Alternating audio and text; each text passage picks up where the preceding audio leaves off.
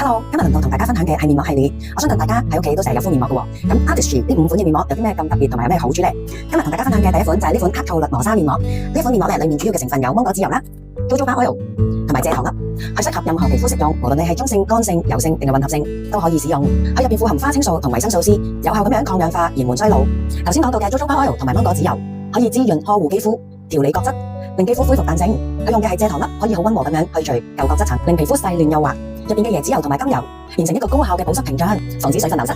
洗完面之後呢，只係需要將適量放喺面嘅5個位置，分別係額頭、兩邊面、鼻同埋下巴，避開眼睛同埋嘴嘅位置。